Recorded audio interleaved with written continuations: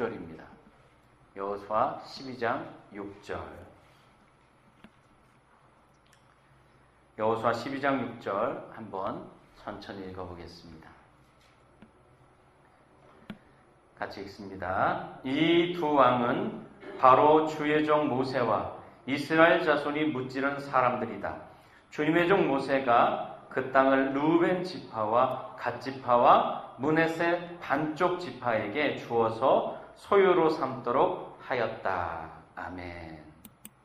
말씀의 제목은 같은 방향, 같은 칭찬, 이렇게 제목을 잡아보았습니다.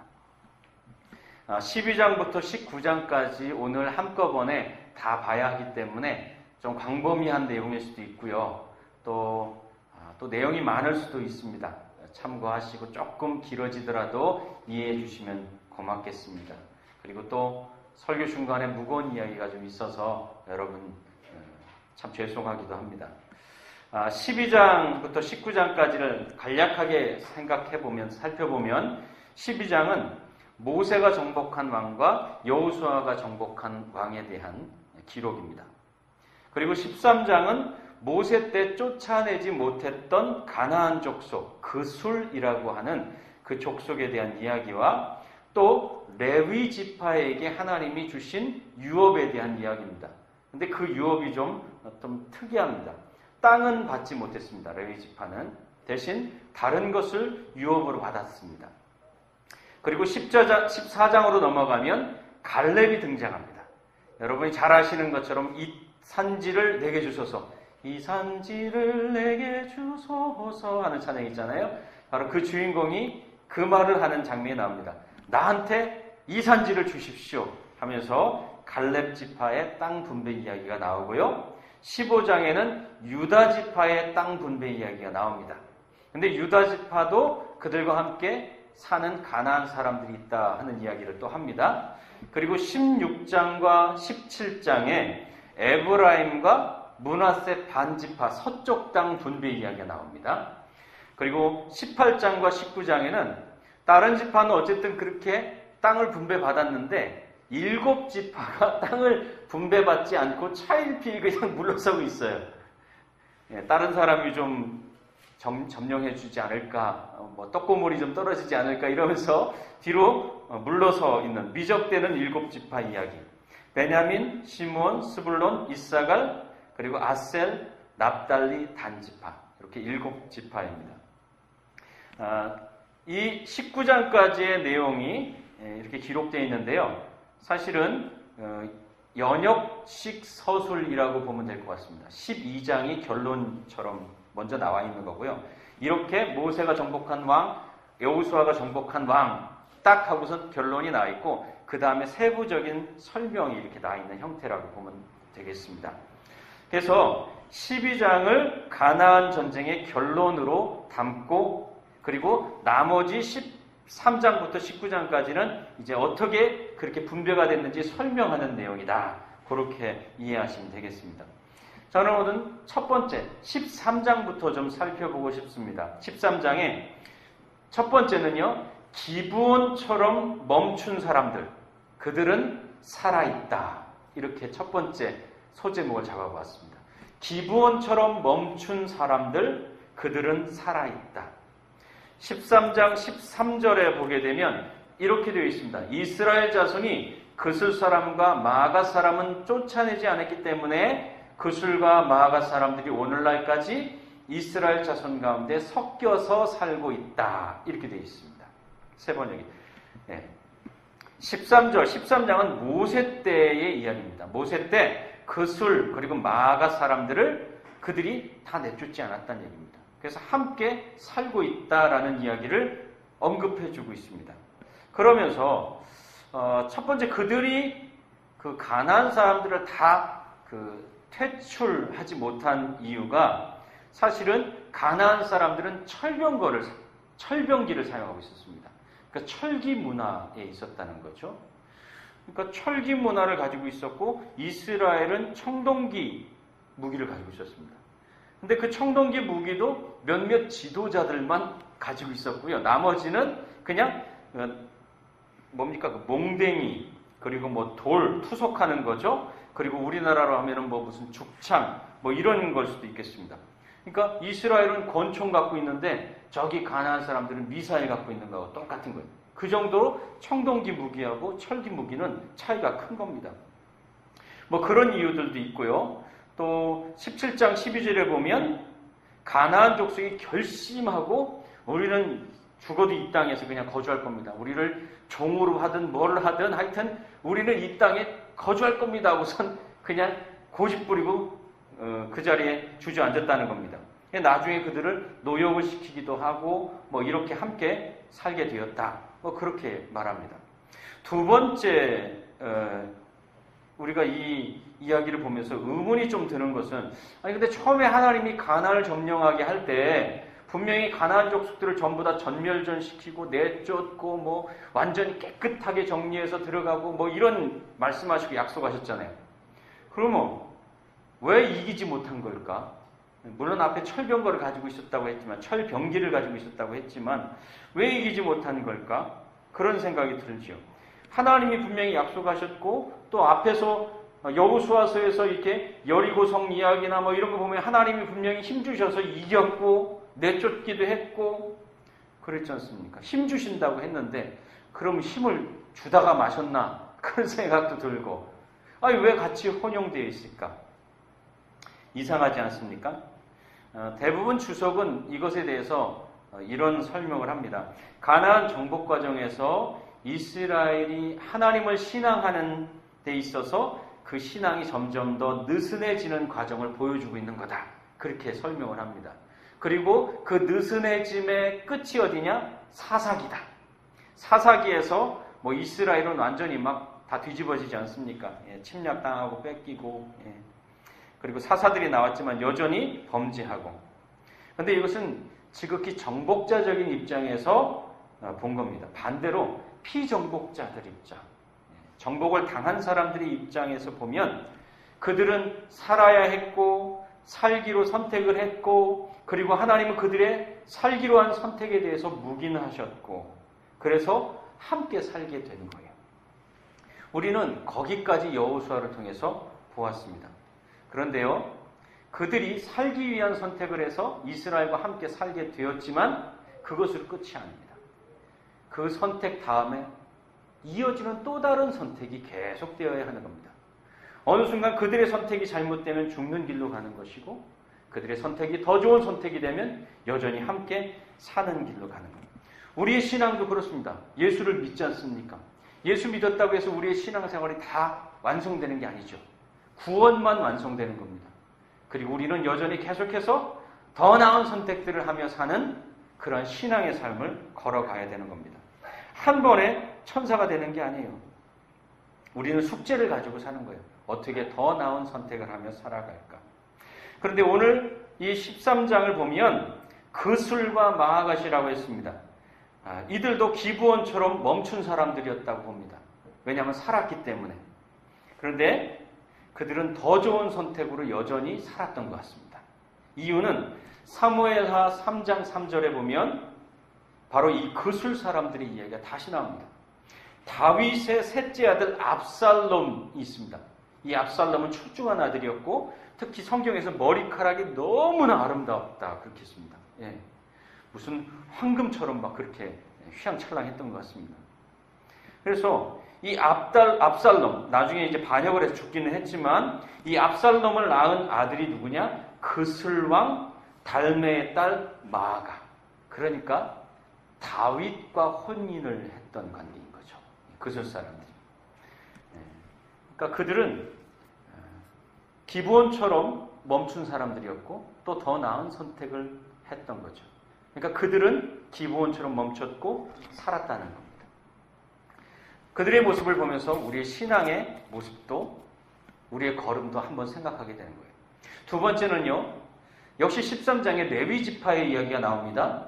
근데 레위 지파가 이상한 유산을 받았습니다. 다른 지파는 전부 다 땅 받았거든요. 땅을 받았는데 레위 지파는 불살라드린 제물, 그러니까 제물로 가져온 고기를 유산으로 받았다는 겁니다. 레위 사람들이 50세까지만 성막에서 일하도록 제한이 되어 있는데 고기를 많이 먹어서 성인병에 걸린 것 아닌가 그런 생각이 제 생각입니다. 그냥 제 생각이고 그리고 주 이스라엘의 하나님이 너희의 유산이다 그렇게 얘기를 했습니다. 그런데 여러분 이 말이 뭐 그렇게 특별하지가 않은 것 같습니다.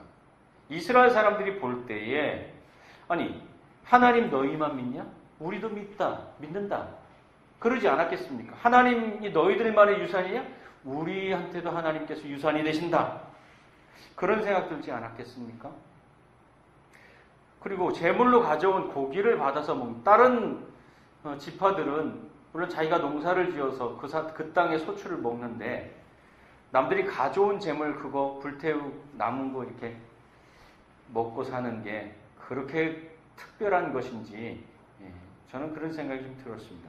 그걸 유산이라고까지 할 만한 건가? 그러면서 이스라엘에게 과연 레위는 어떤 존재였을까라는 생각을 잠깐 하게 되었습니다.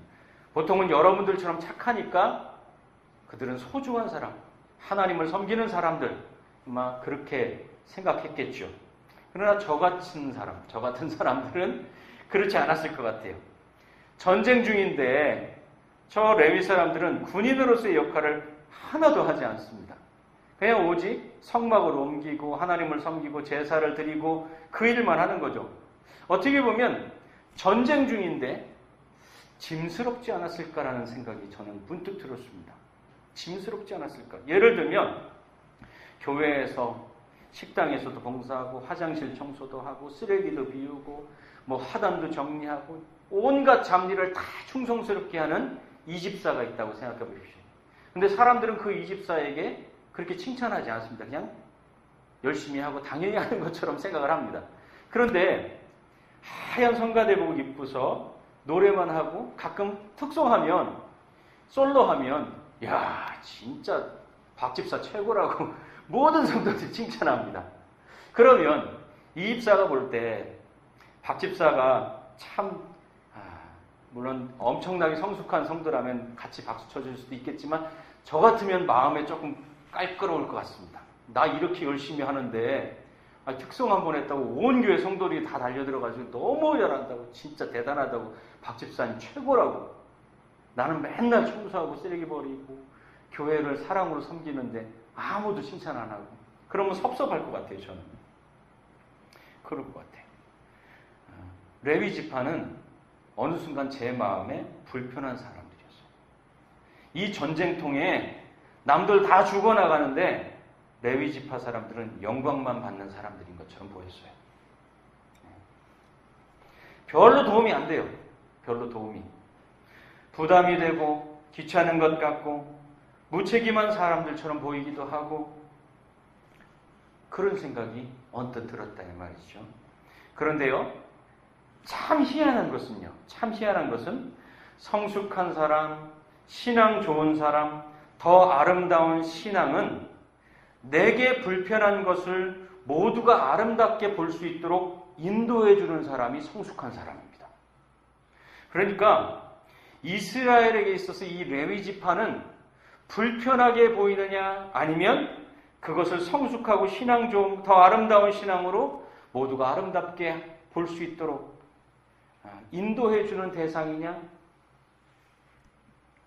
그렇게 다르게 보게 하는 어떻게 보면 하나님 앞에 신앙의 상징이다. 하나님을 아름답게 신앙하는 상징이라 볼 수 있겠다라는 생각이 들었습니다. 여러분 어떤 사람이 성숙한 신앙이겠습니까? 네? 어떠한 그 마음에 안 드는 우리 공동체 안에서 마음에 안 드는 걸 보면서 왜 저러는지 모르겠어. 그렇게 하고 싶을까?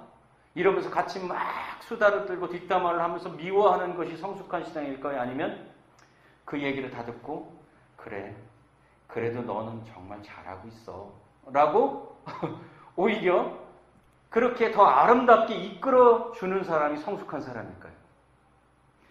저는 레위 지파는 하나님을 아름답게 신앙하는 상징적인 존재였다라는 생각이 들었어요. 이스라엘이 자칫하면 불평하면서 볼 수 있는 레위를 통해서 하나님 섬기는 것을 볼 수 있게 되는 거죠. 저도 마찬가지고 여러분도 마찬가지입니다. 우리의 공동체는 천사들이 모인 것이 아닙니다. 그런데 그 천사들이 아닌 사람들을 보면서 더 아름다운 모습으로, 더 아름다운 공동체로 나아갈 수 있도록 인도해 주는 사람. 그가 진짜 어른이고, 그가 진짜 성숙한 신앙인이고, 그가 진짜 목사고, 그러지 않겠습니까? 성숙하고 아름다운 교회는 서로의 부족과 불편을 스펀지나 그물처럼 함께 그가 스스로 힘낼 때까지 그냥 따뜻하게 버텨주는, 그물이 이렇게 딱 버텨주지 않습니까? 그런 것처럼 버텨주는 그곳이 성숙하고 아름다운 교회. 미숙한 교회? 고슴도치처럼 가까이 오면 서로 팍 찔러버리고 오지마! 이렇게 되면 미숙한 교회. 우리의 신앙과 삶의 레위는 동전의 양면과도 같은 거예요. 불편함과 귀찮음일 수도 있고, 또 어느 순간 하나님 앞에서 더 아름답게 서는 이유일 수도 있고, 그렇게 되는 겁니다. 제가 페이스북 하면서 글쓰기 학교 할 때 만났던 한 사모님이 계세요. 김은숙 사모님이라고. 그분이 페이스북에 잔치상을 올려놨어요. 잔치상을 사진 찍어서. 뭔가 하고선 글을 봤더니 신천지에 빠졌다가 나온 청년들이 있는데, 그들은 빠졌다가 나왔어도 기존 교회에서도 환영 못 받습니다. 사람들이 경계합니다. 근데 그들을 안타까워하는 거예요.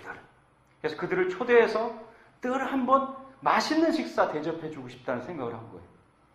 그래서 진짜 상을, 우리 옛날 그 큰 상 있지 않습니까? 그걸 2개인가 3개인가를 붙여가지고 그 위에다가 갖은 음식을 혼자 다 해가지고 완전히 다 채워가지고 그들을 초대한 거예요. 와, 진짜. 제가 그렇게 썼습니다. 당신 때문에 세상은 아름답고 하나님은 웃으십니다. 그리고 우리는 부끄럽습니다. 제가 그렇게 답글을 올렸어요. 그랬더니 그 사모님이 목사님 글을 보고 제가 울었어요. 이렇게 썼더라고요. 참 그 모습이 참 얼마나 성숙한 모습으로 보였는지 저는 그런 거 생각도 못해요. 미성숙해가지고. 얼마나 아름답습니까? 이스라엘에게 레위는 바로 그런 존재였던 것 같습니다. 세 번째, 이스라엘 지파의 땅 분배 이야기 14장부터 19장 이야기입니다. 자, 갈렙의 이야기 나오죠. 갈렙이 이제 기럇 아르바라고 하는 영웅이 살던 땅인데 그 땅을 점령했어요. 그게 헤브론입니다. 그게 이산지를 내게 주셔서 그 땅이고요. 그리고 15장에 유다 지파의 땅이 분배가 됐는데 거기에 이렇게 써 있습니다. 여부스 족속이 그들과 함께 살아남아 있었다. 이렇게 됩니다. 그러니까 여부스 족속을 완전히 정리하진 못한 거죠. 그리고 16장과 17장에 에브라임, 므낫세, 반지파 서쪽 땅, 동쪽 땅을 차지하는 사람들이 있었고 이제 서쪽 땅을 나머지 차지했어요. 땅을 더 달라고 이 사람들이 요구하기 시작했습니다. 우리는 크고 사람도 많은데 땅을 좀 더 달라. 이미 충분히 많이 받았는데 더 달라는 거예요. 그러니까 여호수아가 야, 니들은 이미 힘도 세고 사람들도 많으니까 저기 산 널렸다. 땅 널렸다. 니들이 가서 차지해서 개간하고 가져라. 그렇게 얘기를 합니다. 그리고 18장 19장 유산을 안 받고 차이를 피해를 미루는 7지파 이야기. 하지만 그들에게도 이제 땅이 분배되면서 땅 분배 이야기가 끝이 납니다. 그런데요, 저는 이 하나의 이스라엘을 보면서 그런 생각했습니다. 야, 하나의 이스라엘인데 하나의 이스라엘 안에 갈렙같이 용맹스럽고 리더십도 뛰어나고 적극적이고 헌신적인 사람들, 그런 지파가 있는가 하면 또 유다 지파처럼 자기의 어떠한 유산이나 사명을 완수하지 못한 여부스를 정리하지 못했다는 거죠. 내쫓지 못했다는 거죠. 그래서 미완에 그친 그러한 지파도 있고요. 에브라임과 므낫세처럼 이미 다 받았는데, 많이 받았는데 더 달라고 욕심부리기도 하고 또 때로는 얄밉기도 하고 그러한 또 지파도 있고 또 차일 피일 물으면서 자기 할 일인데 안 하고 뒤로 물러서 있으면서 누가 해주지는 않을까라고 그렇게 하고 있는 7지파가 또 있고 참 골치 아프다 그런 생각이 들었습니다. 그러나 그들을 보면서 느낀 것이 있어요. 그들이 하나님이 선택한 공동체다. 우리는 그것을 기억해야 돼요. 그들이 바로 하나님이 선택한 공동체다라는 겁니다. 그렇게 함께 가는 것이 하나님 나라라는 거죠. 하나님 약속 때문에, 하나님의 약속을 굳게 붙든 모세와 여호수아 때문에 물론 그렇지요.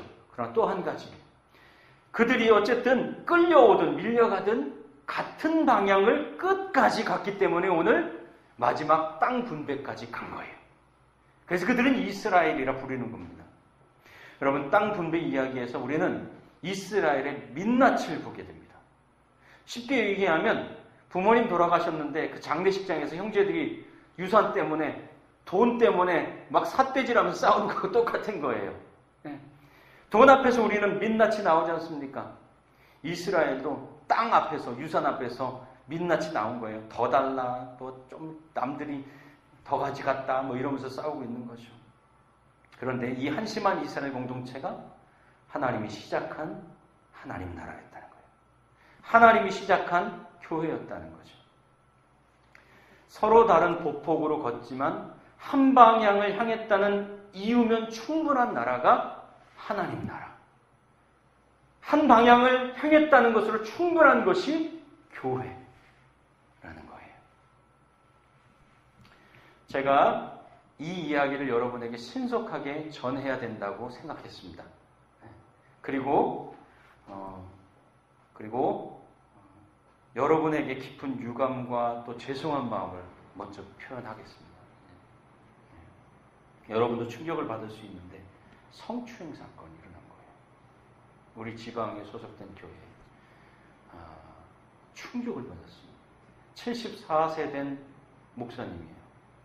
그런데 지역 아동센터를 몇 년 동안 하셨었는데 그 몇 년 동안 여러 번 그 목사도 아니죠. 그 사람이 여자아이들을 성추행한 거예요. 여러 번. 몇 년에 걸쳐서 여러 아이들. 근데 더 놀라운 것은 3년 전 똑같은 혐의로 집행유예를 받았습니다. 근데 그것을 감추고 있었던 거예요. 지방에는 강제력이 없기 때문에, 그리고 감시 기능이 없기 때문에 알 수가 없어요. 밝혀지지 않으면. 그런데 이번에 다시 1심에서 괘씸죄가 적용돼서 7년 징역형을 받았습니다. 그런데 그걸 하나도 몰랐던 거예요. 그런데 그 3년 전 집행유예를 받았을 때 아무 일도 없는 것처럼 같이 성지순례를 따라와서 웃고 웃으면서 지냈습니다. 그 사람이. 그리고 지금 7년 형을 받고 항소를 했는데 그들이 신천지라고 거짓말하고 있습니다. 이 충격적이었습니다. 충격. 정말 미안합니다. 제가 충격을 너무 많이 받았는데 여러분도 어떨까 하는 생각이 들어요. 하지만 이런 거는 같이 알아야 된다고 생각합니다. 상관없다 해도 알아야 된다고 생각합니다. 그게 우리의 모습이기 때문에. 그게 하루 만에 일어난 일입니다. 근데 제가 정말 여러분에게 하고 싶은 얘기는 이거예요. 그 다음날 아침에 제가 일어났을 때 제게 어떤 마음이 들었는지 아세요? 그냥 덮였으면 좋겠다. 제 마음에 든 생각이에요. 그냥 모른 척 끝났으면 좋겠다. 그냥 가만히 있으면 아무 일 없는 것처럼 그냥 지방이나 쏙 빠지고 편하게 지나갈 수 있을 텐데. 그러니까 짐스럽고 부담되고 책임져야 되니까요. 처음 그런 일을 겪으면요, 충격을 받고 그 다음에 화를 냅니다. 이런 하면서 화를 내죠. 나쁜 놈이라고. 다 그렇게 합니다. 근데 그 다음은 책임을 져야 되기 때문에 더 이상 나가지 않습니다. 이게 사람 마음이에요. 사람 마음. 저도 똑같아요. 저도 도찐개찐. 근데 이 마음을 도전하는 것이 있었는데 그것이 예수님의 마음이에요. 사람 마음은 그냥 덮었으면 좋겠다였는데 예수님의 마음은 그게 아니었어요. 겟세마네 동산에서 예수님이 덮으면 안 됩니까? 제가 꼭 해야 됩니까? 다른 방법도 있지 않습니까? 제가 지금까지 한 것만 해도 굉장히 많지 않습니까? 충분하지 않습니까? 근데 마지막, 그러나 나의 원대로 마시고 아버지의 뜻대로. 이게 예수님의 마음입니다. 이게 예수님의 정신입니다. 성추행 관련된 책을 한 주간 읽고 있습니다. 근데 그 책 중에 이런 내용이 있었어요. 성폭력 피해 생존자들이 전쟁에서 살아남은 생존자들과 거의 비슷한 상황에 놓인다. 저희 교회 한 집사님이 베트남 전쟁에 참여한 참전 용사십니다. 근데 그분이 남성분들과 함께 나눔 이야기를 할 때 그런 이야기를 하셨어요. 그게 저에게는 너무 충격적이었기 때문에 지금까지도 잊혀지질 않아요. 자유민주주의를 위해서 그분이 전쟁에 참전한 거죠. 근데 그분이 그랬어요. 배 타고 가는 내내 울었습니다. 돈이 없어서 끌려가는 제 신세가 너무 안타까워서 내내 울었습니다. 너무 마음에 절절하게 와닿았어요. 그 전쟁이 끝났어요. 근데 그 삶의 시계는요, 여전히 그때에 멈춰 있어요. 이게 전쟁 트라우마예요. 다른 사람은 모르는 자기만의 전쟁터에 버려진 거예요. 쉽게 얘기하면 막 베트공이 막 쫓아오는데 철수하기에서 막 도망가고 있는 거예요. 그리고 저쪽에서는 헬리콥터가 막 탈출시킬 사람들을 태우고 있고 다른 사람들은 다 태워서 헬기가 날아올랐어요. 그런데 나는 못한 거예요. 나는 못한 거예요. 얼마나 무섭고 두렵고 잠에서든 꿈에서든 그곳에서 처절하게 싸우고 있는 거예요. 여전히 오늘도. 그게 전쟁 트라우마인 거예요. 성폭력 피해자들이 똑같은 상황이 있다는 거예요. 우리나라 위안부 할머니들이 우리 민족의 아픔이죠. 15세, 16세 소녀의 몸을 수십 명의 남자가 덮쳐왔던 밤만 되면은 그 무서운 놈들이 또다시 내 몸을 덮치는 그 밤을 매일매일 살고 있는 거예요. 그분들은 70이 되고 80이 되고 90이 됐는데 그 수십 명의 남자가 덮쳐오던 그날 밤을 오늘 밤도 살고 있는 거예요. 이게 트라우마예요. 그래서 우리는 너무 쉽게 잊으십시오라고 말해서는 안 되는 거예요. 이제 잊고 새롭게 살라고 말하면 안 돼요. 그가 스스로 일어설 때까지 지켜줘야 되는 거죠. 오늘 이스라엘 땅 분배 이야기는 형편없는 그들의 민낯이에요. 하지만 그 한심한 이스라엘 공동체가 최소한 한 방향을 보고 있다면 여전히 하나님 나라라고 하나님 말씀하는 거예요. 갈렙처럼 훌륭하지 않아도 남의 떡고물이나 바라보고 있는 7지파처럼 형편없어도 한 방향을 바라보고 있으면 하나님 나라라고 하시는 거예요. 오늘 결론을 12장으로 맺고 싶습니다. 12장의 등장인물은 모세와 여호수아예요. 근데요, 이 12장을 읽어보시면 여러분 특이한 게 하나 있어요. 여호수아는 여호와의 종이라고 그래요. 근데 여호수아는 아무 말도 없어요. 그냥 여호수아 그래요. 제가 그걸 보고 여호수아는 아직 여호와의 종이 아닌가? 아무래도 모세만큼은 아닌가? 좀 부족한가? 그렇게 생각이 들었어요. 근데요, 모세와 여호수아는 같은 길을 가지만 다른 시간을 살고 있어요. 우리 모두도 같은 길을 가지만 다른 시간을 걷고 있는 사람들이에요. 같은 길, 같은 방향을 걷는다면 다른 곳, 다른 모습이라도 같은 칭찬 앞에 선다는 것을 12장이 얘기해 준다고 저는 생각했어요. 왜냐? 24장 29절 여호수아서 마지막 장에 보면은요, 이렇게 말합니다. 2일 후에 여호와의 종 눈의 아들 여호수아가 죽었다. 2일 후에 여호와의 종 눈의 아들 여호수아가 죽었다. 모세와 똑같이 여호와의 종이라는 칭찬을 받고 있어요. 여호수아도 드디어 모세와 같은 칭찬을 받고 있다는 겁니다. 같은 방향으로 걸으면 같은 칭찬을 받습니다. 예수를 향해서 걸으면 모두에게 주님이 잘했다, 충성되다, 충분하다 안으시고 칭찬하셔요. 저는 믿어요. 왜 그런 줄 아세요? 우리 편에서 보면은요, 누가 앞섰고 누가 뒤처진 것만 보여요. 아우, 저 사람은 신앙이 좋고 저 사람은 엄청나게 열심히 하고 나는 형편없고 그것만 보여요. 근데 하나님 편에서 보잖아요. 그러면 저기 100걸음 떨어진 곳에서 아빠를 외치며 오는 아이나 저기 10걸음 떨어진 곳에서 아빠를 외치고 오는 아이나 똑같이 소중한 거예요. 100걸음 떨어진 곳에서 온다고 안 소중하고 10걸음 떨어진 곳에서 온다고 소중하고 여러분 그래요? 아니잖아요. 하나님이 볼 때는 다 똑같이 소중해요. 거리가 중요한 것이 아니라 아빠를 보고 있다는 것이 중요한 거예요. 그러니 예수님의 정신을 따라 같은 방향으로 갑시다. 서로의 그물이 되어주는 것, 그것이 하나님 나라예요. 그러면 같은 칭찬 앞에 설 겁니다. 저는 그것이 하나님 사랑이라고 믿어요. 같은 방향 바라보면 모두 소중하다 안아주시는 그 아버지처럼 우리를 기다려주시고 안아주시는 그것이 하나님 사랑이라 저는 믿어요. 우리 같은 방향으로 같은 방향 같은 칭찬 앞에서는 저와 여러분 되길 바랍니다.